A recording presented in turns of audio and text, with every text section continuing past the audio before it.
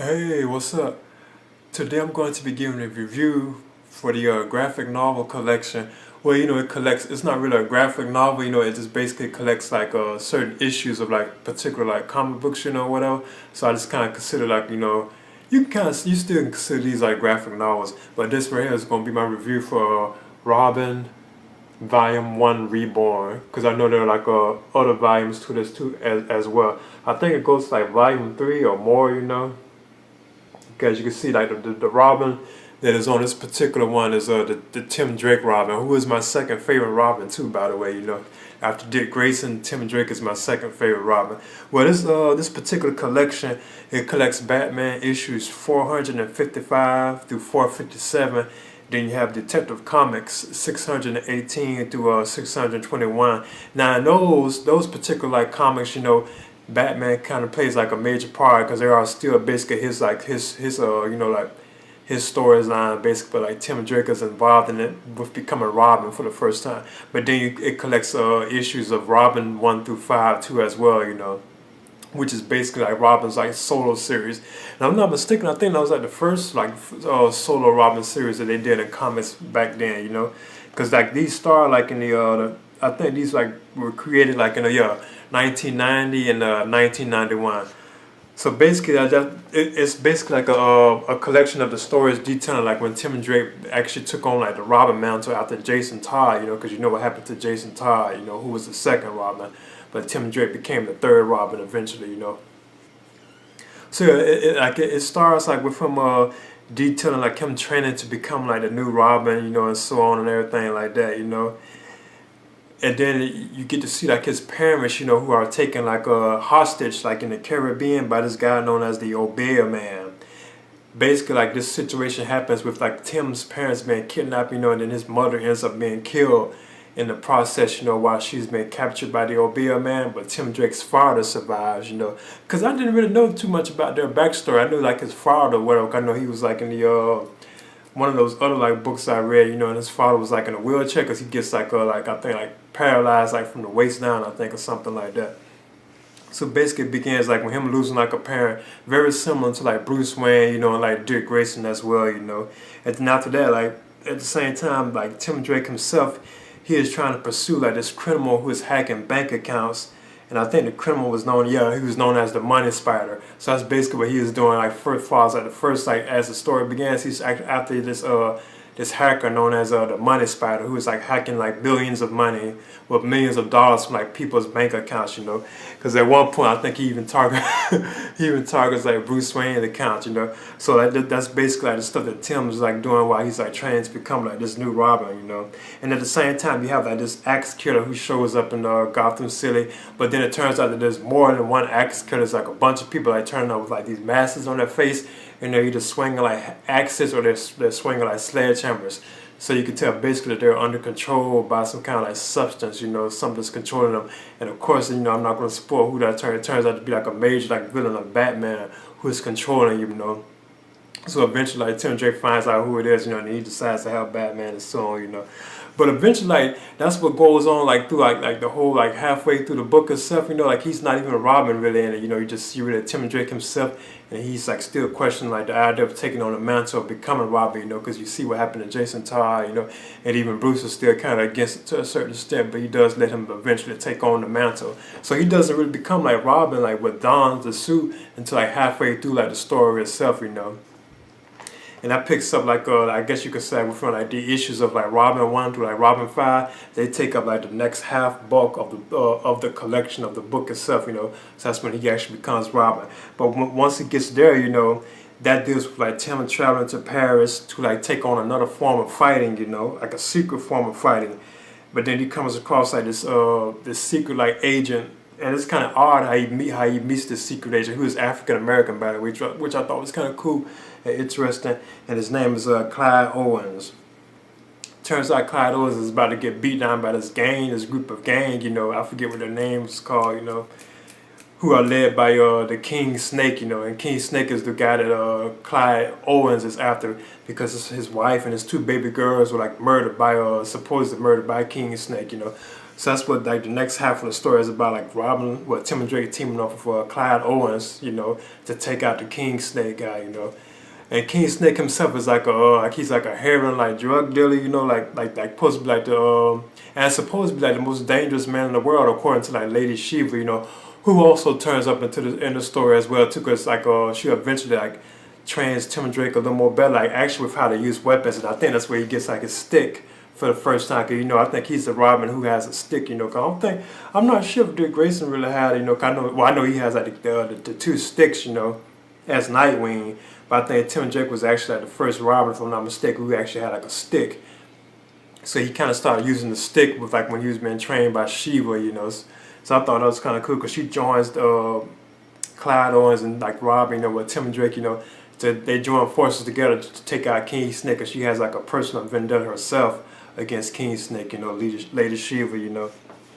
Now, one of the things, so eventually that's what it's basically like the first half of the collection of stories like they deal with like Tim and Drake, you know, like his parents, you know, like when his mother ends up getting killed, you know, these axe killers and like sledgehammer killers like with masks on their face, they show up being controlled by a substance in Gotham City. But then like halfway after that, you know, Tim Drake, he gets the Robin costume, but he travels to Paris to learn like a new form of fighting. But he comes across this former DI agent who's undercover, known as Clyde Owens, an African American. You know, they join up together with Lady Shiva to take out this like heroin drug dealer known as King Snake, who is responsible for killing Clyde Owens like wife and 2 baby girls, and plus there's something with him like King Snake and Lady Shiva too, because she also has like a personal vendetta against him too as well. So yeah, that's what basically it's about, you know.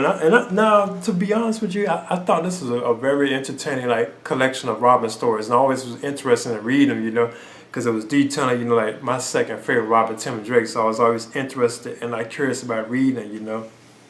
But I thought it turned out to be pretty good, you know, like you have like various like Batman villains who pop up in it too as well. See like Anarchy, you know, and like other major villains too. Like one of my favorite villains too as well, you know. But I kind of like Anarchy too as well. Then you have Vicky Vale. She shows up in it too as well to a certain extent. She has like kind of a major part. She's around like the part of like the axe killers and stuff who are under control, you know, like under control by some kind of like substance, you know. But I don't want to spoil who that turns out to be, you know.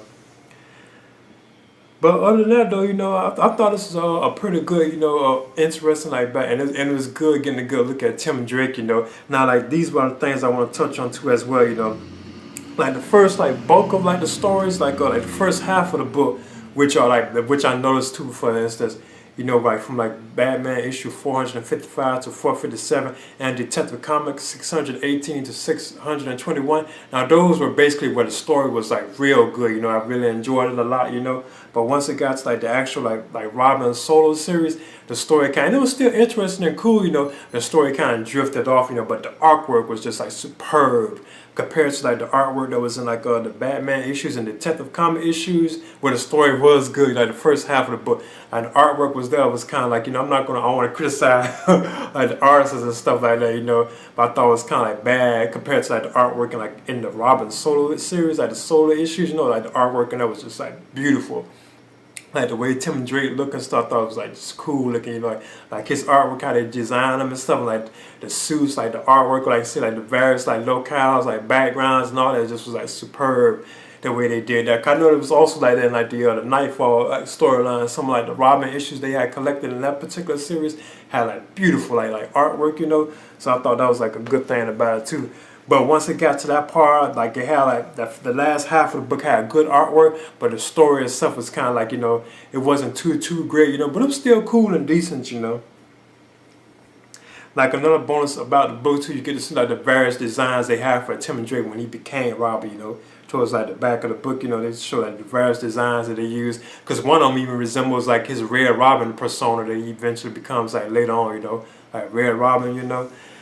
But yeah, in the end, I thought Robin Volume 1 Reborn, I thought this was a good collection of like Robin stories, you know, based on the Tim and Drake Robin, like I said, who is my second favorite Robin, you know. I thought this was a good collection like of stories, you know. So in the end, I'll be giving this like a B+, and I would highly recommend it for like fans of like Robin or so like Tim and Drake, you know, and in general, you know, I would highly recommend it for them, you know. So yeah, I'll be giving this a B+, and this is my review for Robin Reborn. Well, Robin Volume 1 Reborn. All right. Okay, this is my Robin book, as you can see right here, and it's called it's kind of tricky the name for, but it's called Robin Volume 1 Reborn, and it collects like issues of Batman 455 to 457, and then you have Detective Comics 618 to 621. Now those are where the story was like real good, you know, maybe because it featured Batman, I'm not sure, but like the artwork wasn't really too hot, you know. I don't want to criticize like the artists, you know, which I be careful about about that, you know. But then once you get like halfway, now this is when Tim actually dons like the Robin suit.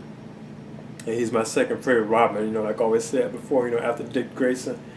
But when he dons like the Robin suit for like the actual Robin solo series, like which was like issues 1 through 5, which is like 5 issues, and they are like the other half of the book.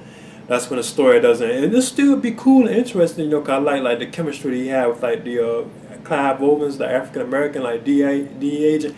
I liked the chemistry that they had, you know. I thought that was interesting, you know.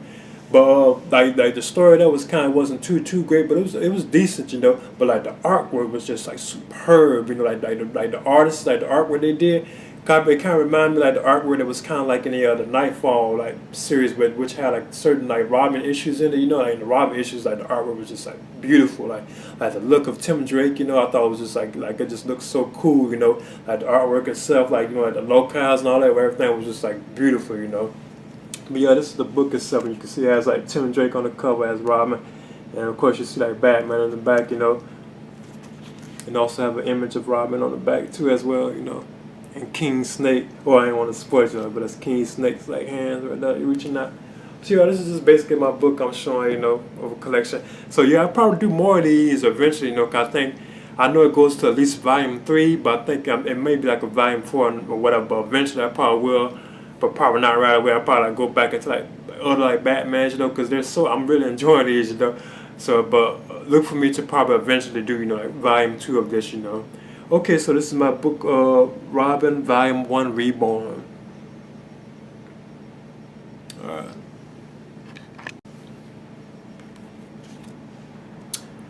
Now the writers, you know, I didn't really want to touch on them too much, you know. But I do recognize like Chuck Dixon and Alan Grant. They were like the writers of this tale, you know. Then you have like the artwork, which was done by, you know, it's like various different people, you know. I didn't want to really touch on them too much, you know. But I know I'm very, like, you know, like the cutters was Adrian Roy. I'm kind of familiar with her too, you know.